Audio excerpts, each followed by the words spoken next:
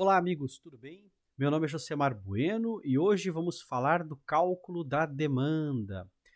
Bom, muitos me perguntaram, né, como se faz o cálculo da demanda, para que serve a demanda, inclusive alguns perguntaram, né, e por que é cobrada a demanda, né? Então, eu percebo, né, que é um assunto que vale a pena, então, a gente falar o básico, pelo menos, né? Então, vamos começar aqui introduzindo, né, como funciona uma distribuidora de energia e por que ela precisa cobrar a tal da demanda contratada, né? Então, vamos entender, mas primeiro gostaria de fazer um convite para você. E deixo o convite para que conheçam o nosso curso de 50 horas de Mercado Livre de Energia.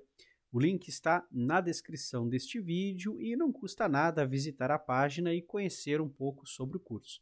Certo, pessoal? Então agora vamos para o nosso conteúdo.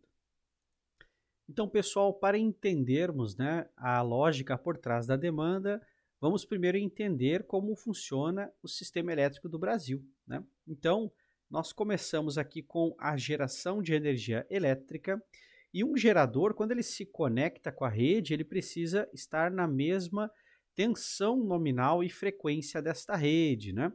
Então, os grandes geradores que são conectados em subgrupos como A1, A2, A3, eles vão conectados em linhas de transmissão. Então, nós precisamos de uma subestação elevadora, né, para aumentar o nível de tensão e se conectar, então, nessa linha de transmissão, que pode, por exemplo, né, ter aí uma tensão de 500 kV, né? Um exemplo, temos outras, né, de um pouco mais, outras com um pouco menos.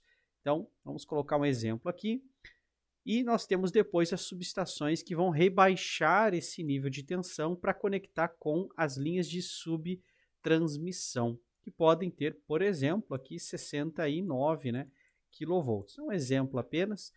E depois disso, vamos conectar com a rede de distribuição. E aí nós temos duas distribuições. Uma primária, que pode ter, por exemplo, uma tensão de 25 kV, e uma secundária com um nível de tensão geralmente em 380 volts, né? Então, um exemplo aqui. E o que acontece, né? Essas redes elas estão prontas para entregar, né, uma capacidade de fluxo de potência, ou seja, você tem ali uma capacidade máxima de potência que o circuito pode absorver, né? Então, por exemplo, aqui, ó, numa distribuidora, nós temos a subtransmissão e depois as redes de distribuição, né? O que acontece agora? Dentro de uma área de concessão, eu posso ter várias cidades. Então, aqui pode ser a subestação da cidade 1, a subestação da cidade 2.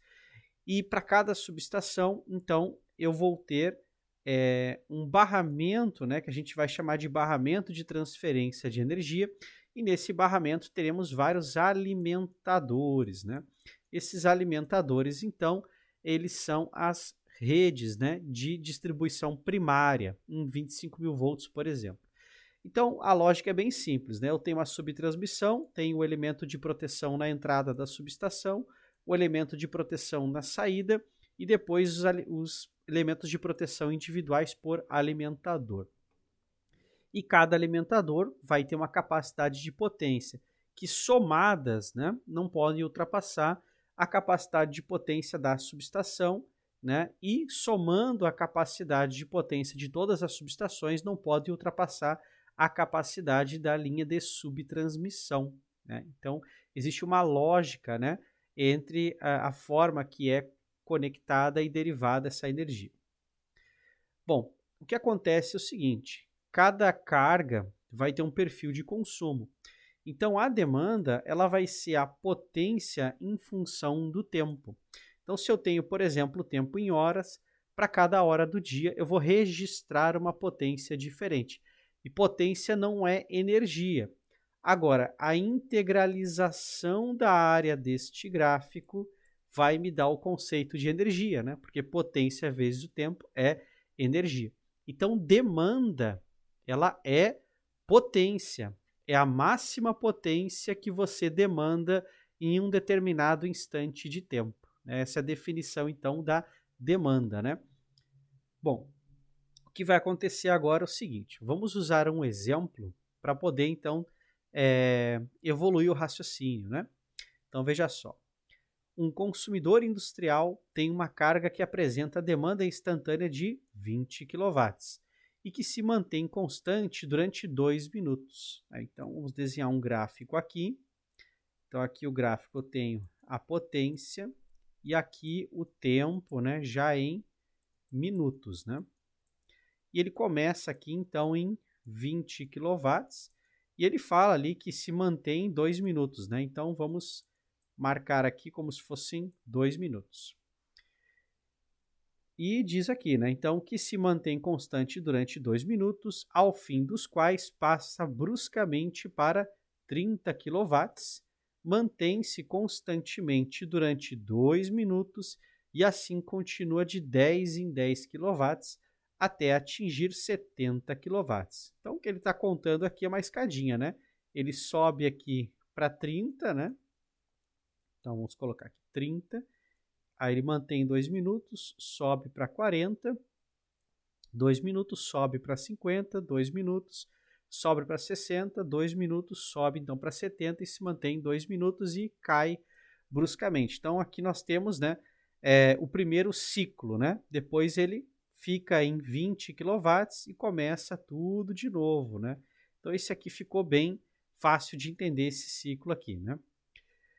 Então, aqui diz, então, né, pede-se determinar a demanda desta carga com intervalos de demanda de 10 a 10 e 30 minutos, admitindo-se que o instante inicial seja o correspondente ao princípio dos 2 minutos com 20 kW. Então, no caso, seguindo, né, esses ciclos aqui constantemente.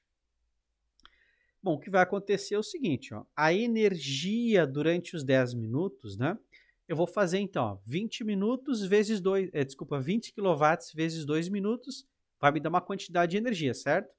Então, 20 kW vezes 2 minutos. Só que depois passou para 30, né? Então, vai ser 30 vezes 2, depois mais 40 vezes 2. Então, como são 10 minutos, então aqui, ó, 2 minutos, 4 minutos, 6 minutos, 8 minutos, 10 minutos. Então, são 5 partes daquele ciclo. Ou seja, ele não chegou a 70, né? Ele foi até 60 kW. Então, eu posso somar tudo e multiplicar uma vez só, né? Então, vai ficar assim, ó. 20 mais 30 mais 40 mais 50 mais 60 vezes 2 minutos vai me dar 400 kWh, né? Então, veja, não são quilowatt-hora, né? É 400 kWh, né? E a demanda? Aí a pergunta, né? Qual a demanda de 10 minutos, né? A demanda de 10 minutos, eu vou pegar a energia de 10 minutos e vou dividir pelo tempo em minutos. Então, 400 kWh, cancelo minuto com minuto e divido 400 por 10, vai me dar 40 kW. Então, a demanda no intervalo de 10 minutos é de uma capacidade de 40 kW. Né? Esse é o cálculo da demanda para este exemplo aqui. Bom, agora e se fossem 30 minutos? Como são de 2 em 2 minutos cada etapa do ciclo, eu vou ter 15 registros, né? Então aqui começa no primeiro registro e ele vai até o 15º registro aqui. Então, por exemplo, durante 2 minutos ficou registrando 20 kW, então 20 kW vezes 2 minutos. Depois eu tenho 30 kW durante 2 minutos e vou somando, somando, somando. Então eu posso somar todos os 15 elementos, né, e multiplicar por 2 minutos. Isso vai me dar 1.260 kWh de energia, né? E esse valor aqui, se eu quero saber a demanda para o período de 30 minutos, eu vou fazer o cálculo pegando a energia necessária em 30 minutos dividido pelo tempo de 30 minutos. E isso vai me dar, então, cancelo minuto com minuto, divido 1.260 por 30, resultado 42 kW é a demanda que eu tenho, né, que atender durante o intervalo de 30 minutos, né? Bom, O que acontece agora é o seguinte, né? No mundo real as coisas são mais complexas, né? Então vamos aproximar um pouquinho mais o nosso cálculo com a realidade aqui. Se eu tenho um alimentador, lembra que eu falei lá do alimentador, né? Então aqui está o meu alimentador. E o que ele está alimentando aqui? Ele está alimentando um transformador de 150 kVA, lembrando, potência nominal, né? Depois um trafo de 300 kVA e um outro transformador de 75 kVA. Porém, as potências nos trechos aqui, ó, ela está em 160 kVA com um fator de potência de 0,85, né? Depois eu tenho aqui 375 kVA com 0,92 de fator de potência e 60 kVA com um fator de potência de 0,98, né? Então, o que é que nós vamos fazer aqui? Nós vamos fazer a soma vetorial.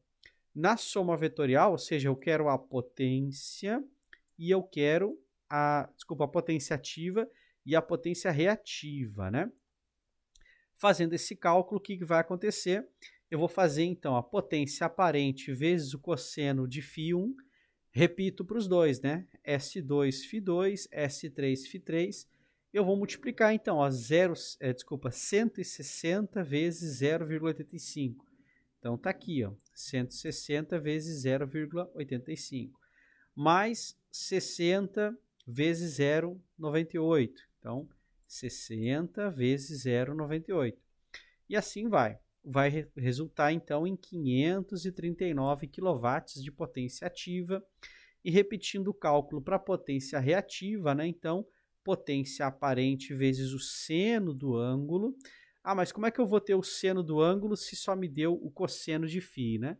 Você faz a função inversa do cosseno, por exemplo, o arco cosseno sobre 0,98 ou arco cosseno sobre 0,85, e isso vai te dar o ângulo em graus, né? E aí você tira o seno do ângulo, vai te dar então esses valores, ó. 0,527, 0,199 e 0,392 para φ1, φ2 e φ3, para você tirar o seno do ângulo, né? Então seriam esses valores aqui. E a potência, então, reativa ficaria em 243,26 kVA reativo, né? E agora sim, agora eu posso fazer a soma vetorial, né? A soma vetorial vai ser a potência ao quadrado mais a potência reativa ao quadrado, tirando a raiz quadrada da soma dos dois, né?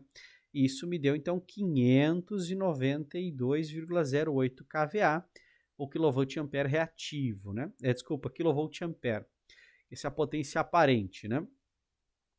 Então, o fator de demanda conjunto, eu vou aplicar a potência aparente conjunta, que é o que nós calculamos o S total, né? Dividido pela soma das potências nominais, uma soma escalar, né? Uma soma simples, né? Então, daria 592,08 kVA dividido pela soma, né? 150 mais 75 mais 300 kVA, o que vai me dar, então, um fator de 1,12, né? O que acontece aqui, né? Na curva de demanda, né? O que acontece é o seguinte, ela não é tão simples e fácil como nós vimos antes, né? Então, nós temos aqui, por exemplo, momentos em que a demanda industrial muda, momentos em que a demanda residencial muda. Então, nós temos momentos de máximo valor para cada unidade e nós temos um momento aqui que ela vai ser conjugada, né?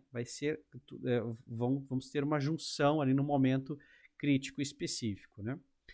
Então, aqui pegamos, né, um outro exemplo, né? E vamos ter o seguinte, ó. Um sistema elétrico de potência supre uma pequena cidade que conta com 3 circuitos, que atendem respectivamente cargas industriais, residenciais e de iluminação pública, e a curva diária de demanda de cada um dos circuitos em termos de potência ativa. Então aqui está a curva, né? Então repara que eu tenho momentos da demanda máxima industrial, demanda máxima residencial e a demanda máxima conjugada, né? Bom, o que vai acontecer aqui é o seguinte, colocando então agora os valores de demanda, né? Eu preciso observar o horário. Então, olha só, pelo gráfico, né? A demanda máxima residencial, ela ficaria assim, ó. 1.450 kW das 18 horas às 19 horas. A demanda máxima industrial é de 1.100 kW das 13 às 15 horas. A demanda máxima conjugada, então 1.900 kW das 18 horas até as 19 horas. E a demanda máxima da iluminação pública é constante, né? Então aqui a gente deixa em 50 kW, né? Então fica sempre a mesma potência aqui, né? Josemar, mas a iluminação pública não liga durante o dia, né? Por que colocaram assim? Pois é, a questão é que se você tiver o acionamento dela, vai acrescentar toda a potência de uma vez só, né?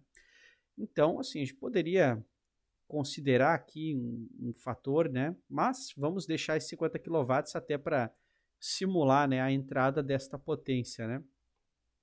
Até porque, olhando a demanda conjugada, né, ou seja, das 18 às 19, nesse horário, geralmente, ela acionaria sim, né? Então, poderíamos pensar que a iluminação pública não precisa estabelecer um horário, né? Só preciso entender se ela vai estar sendo utilizada ou se tem possibilidade, né, de estar acionada, né? Bom, uma vez feito isso, agora nós podemos calcular então o chamado fator de diversidade, né? O que é o fator de diversidade? Eu vou pegar então as demandas horárias, né? E vou dividir pela demanda máxima conjugada. Então, eu vou somar 50 mais 1.450 mais 1.100 kW, vai me dar 2.600 sobre 1.900. Então, o fator de diversidade é de 1,368, né? E agora eu posso calcular o fator de coincidência, ou seja, qual a coincidência, né, de estarem acionadas todas ao mesmo tempo aqui.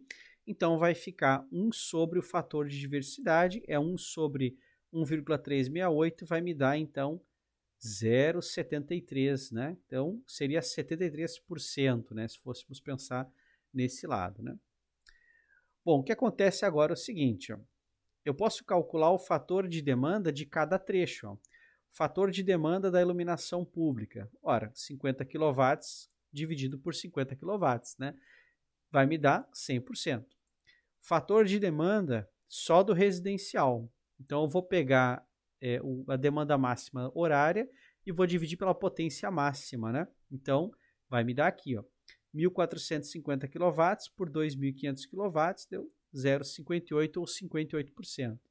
E o fator de demanda industrial, então 1.100 kW dividido por 1.600 kW, então me deu aqui 68,7%, né?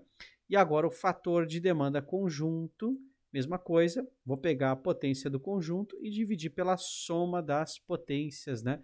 Isso vai me dar, então, 45,8%. Esse é o fator de demanda, né? O que nós percebemos aqui é o seguinte, eu preciso dimensionar o sistema para que ele suporte a máxima potência demandada em um determinado instante de tempo.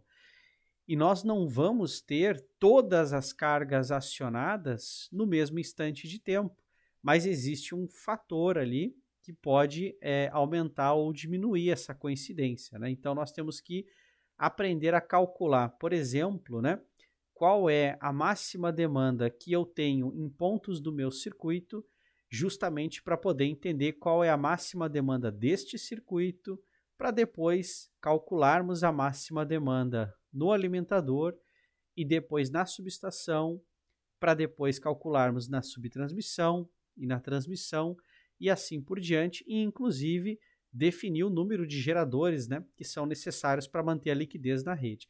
Então você já percebe, né, que tem cálculo para caramba para fazer aqui, né? Então deixo aqui um convite para que vocês, né, coloquem nos comentários, né, sugestões ou situações, né, que eu possa então tentar demonstrar aqui. Eu sei que a parte de cálculo, né, não agrada muito, mas às vezes tem algumas coisas interessantes, né, causam umas reflexões boas, né? E é isso, pessoal. Não vou alongar muito aqui no vídeo, né? E vou encerrando por aqui. E antes de ir, deixo mais uma vez aqui o convite para você. e deixo o convite para que conheçam o nosso curso de 50 horas sobre o mercado livre de energia. O link está na descrição do vídeo e não custa nada, né, visitar a página e ver a proposta do curso. Certo, pessoal? Então, um grande abraço e até o nosso próximo vídeo.